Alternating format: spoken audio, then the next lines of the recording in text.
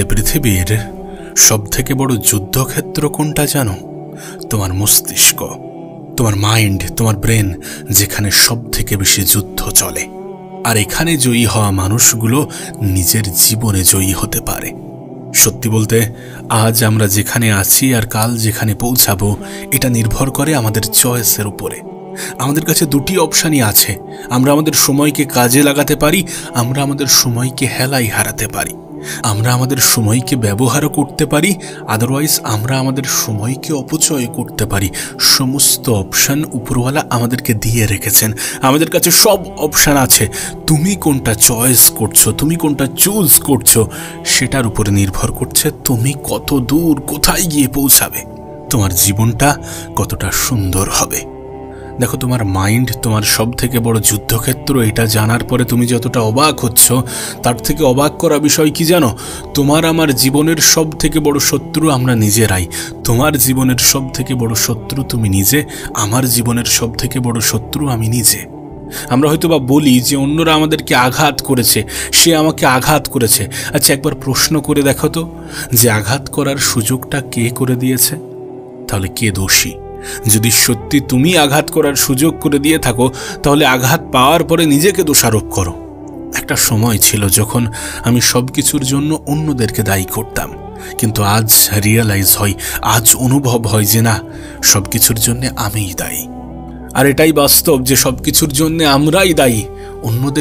অন্যদেরকে দোষ দিয়ে এড়িয়ে যাওয়া যায়, কিন্তু বাস্তবতাকে কতদিন পর্যন্ত অস্বীকার করা যায়? বিশ্বাস করো, তোমার সব থেকে বড় শত্রু তুমি নিজে। যখন তুমি তোমার জীবনে অলসতাকে বেছে নাও, যখন তুমি তোমার জীবনে নেগেটিভিটিকে বেছে নাও, যখন তুমি মানুষের মনোরঞ্জন করতে গিয়ে নিজের সময়কে অপচয় করে যাও, তখন তুমি নিজের সব থেকে বড় শত্রু। একটা কথা মনে রেখো, কেউ তোমাকে দেখে না, কেউ তোমাকে চেনে না। তুমি তাদেরকে ইমপ্রেস করার চেষ্টা করো যারা তোমাকে জানেই না। অথচ তুমি তো এটা জানো যে তোমার অবস্থান পরিবর্তন হলে তোমার ড্রেস আপ, তোমার পোশাক, এগুলোর দিকে আর মানুষ তাকাবে না, তখন তোমার দিকে তাকাবে। সত্যি বলছি, তোমার জীবনের যুদ্ধে কোনো অপোনেন্ট নেই। এখানে শুধুমাত্র তুমি ভার্সেস তুমি।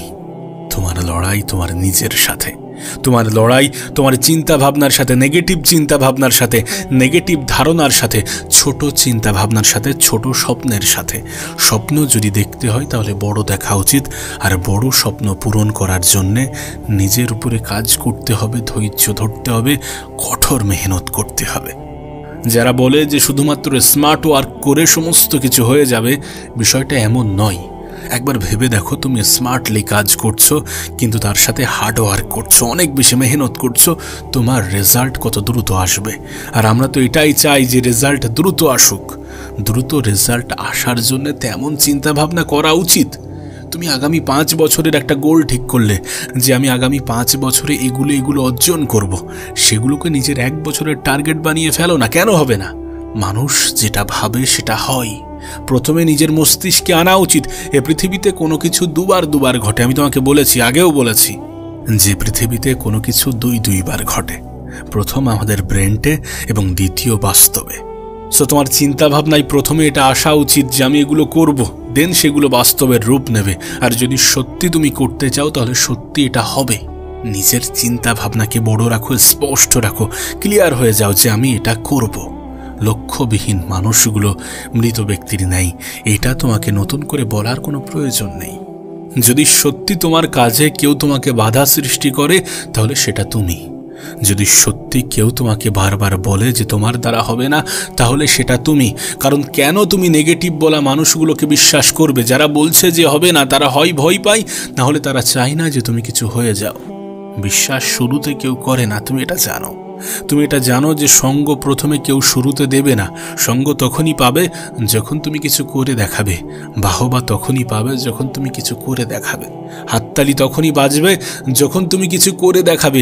আর তখনই তুমি কিছু করে দেখাতে পারবে যখন তুমি অন্য সকলের কথা ভুলে গিয়ে নিজেকে গুরুত্ব দিতে শুরু করবে আর কাজ করবে, কাজের প্রতি ভালোবাসা বৃদ্ধি করবে। সফলতার জন্য কোনো শর্টকাট হয় না। সফলতার জন্য মেহনতের কোনো বিকল্প নেই। এ পৃথিবীতে মানুষ ব্যর্থ ব্যর্থতার মাধ্যমে শিক্ষা অর্জন করে, প্রতিটা ব্যর্থতা থেকে শেখে, দেন জীবনে এগিয়ে যায় দ্রুততার সহিত।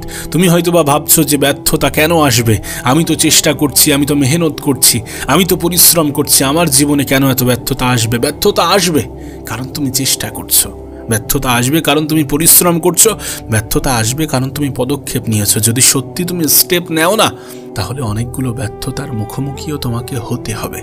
সেই জন্যে নিজেকে প্রস্তুত রাখো, নিজেকে প্রস্তুত রাখো, কারণ তোমার লড়াই তোমার নিজের সাথে। যদি কেউ তোমাকে বাধা সৃষ্টি করে তাহলে সেটা তুমি, যদি কেউ তোমার হেরে যাওয়ার কারণ হয়ে থাকে তাহলে সেটাও তুমি। আচ্ছা ঠিক আছে, একটা কাজ করো, আয়নার সামনে দাঁড়িয়ে নিজেকে কিছু প্রশ্ন করো যে তুমি কি তোমার অতীতের নিজেকে ফিরে পেতে চাও? তুমি কি চাও অতীতে যেমন ছিলে তেমন জীবন পেতে বা তেমন জীবন কাটাতে?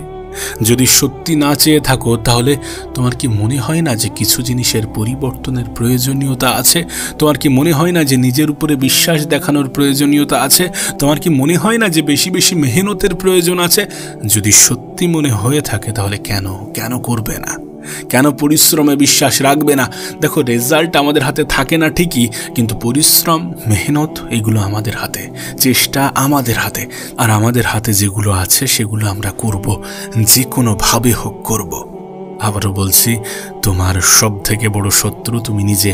নিজের জীবনের ব্যর্থতার জন্য কখনো যেন ভুল করেও অন্যদেরকে দায়ী করো না। দেখো, কখনো কখনো মনে হবে যে থেমে যাই, কখনো কখনো মনে হবে যে চেষ্টা তো করেছি, পরিশ্রম তো করেছি, লড়াই তো করেছি, কিছুই তো হচ্ছে না, হেরে যাই, থেমে যাই। কিন্তু তখন নিজেকে বোঝাতে হবে যে হেরে যাওয়ার জন্যেও অনেকগুলো কারণ আছে আমি জানি, কিন্তু জয়ী হওয়ার জন্যেও তো অনেকগুলো কারণ আছে। আর তোমার মাইন্ডকে এটাই বোঝাতে হবে যে কি কারণে জয়ী হতে হবে। তোমার জীবনের প্রবলেম, তোমার পারিবারিক সমস্যা, তোমার নিজের জীবনে না জানি কিছু পাওয়ার আকাঙ্ক্ষা, তোমার স্বপ্ন, তোমার লক্ষ্য, অনেকগুলো কারণ আছে জয়ী হওয়ার জন্যে। আর তুমি নিজেও ভালো করে জানো যে মানুষের কোনো মূল্য নেই যতক্ষণ না তার অবস্থানটা মূল্যবান হয়ে উঠছে। নিজের অবস্থানের মূল্যায়ন করো, দেখবে তুমিও মূল্যবান হবে, তুমিও মূল্যবান হতে বাধ্য। দেখো, এটা জানাটা জরুরি যে কখনো কখনো ইচ্ছার বিরুদ্ধেও কাজ করতে হতে পারে, করতে হবে। সবসময় তোমার মন কিন্তু বলবে না যে কাজ করো, মন কিন্তু বলবে না যে পরিশ্রম করো, কিন্তু কখনো কখনো নিজের ইচ্ছার বিরুদ্ধে গিয়েও কাজ করাটা প্রয়োজন। আমাদের মন তো শান্তি চাই, আমাদের ব্রেন তো শান্তি চাই, আমাদের মস্তিষ্ক তো চাই যে পরিশ্রম করব না কিন্তু সফলতা পেয়ে যাব, কিন্তু সফলতা পরিশ্রম ছাড়া হয় না। এটা অস্বীকার করার কোনো জায়গা নেই। যখন আমাদের সামনে কোনো সমস্যা আসে তখন আমরা সেই সমস্যাকে ভয় পেয়ে পিছিয়ে যেতে পারি, আদারওয়াইজ আমরা সেই সমস্যার মোকাবেলা করে সামনের দিকে এগিয়ে যেতে পারি। চয়েসটা আমাদের হাতে, সিদ্ধান্ত আমাদের হাতে, আমরা কি করব। সুতরাং সমস্ত কিছুর জন্য নিজেদেরকে দায়ী করা উচিত। যদি সত্যি আমরা লাইফে ব্যর্থ হই তাহলে সেটার জন্য দায়ী আমরা নিজেরাই। অন্যদেরকে দোষারোপ করে কোনো লাভ নেই। সমস্যা আছে, সমস্যা আসে, সমস্যা থাকবে, কিন্তু তাই বলে সমস্যাকে ভয় পাওয়া যাবে না। কারণ সমস্যাকে যত ভয় পেতে শুরু করবে, সমস্যা ততটাই তোমাকে চেপে বসবে, ততটাই তোমাকে আঘাত করবে, ততটাই তোমাকে দুঃখ দেবে, কষ্ট দেবে। বিলিভ মি, যখন তুমি সমস্যার বিরুদ্ধে উঠে দাঁড়াবে তখন তোমার জীবন থেকে সমস্যার মাত্রা এমনি থেকেই একটু একটু করে কমতে থাকবে। যাই করো না কেন, নিজেকে প্রোডাক্টিভ করে তোলো।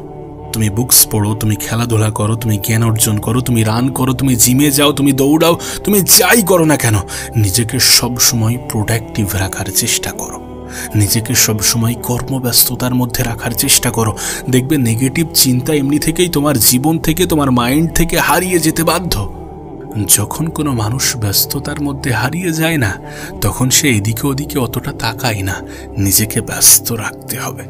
ব্যস্ত মানুষের জীবনে সমস্যা কম থাকে, ব্যস্ত মানুষ দ্রুততার সহিত নিজের জীবনে এগিয়ে যেতে পারে। আর সত্যি বলছি, আজকের দিনে স্লো চললে চলবে না।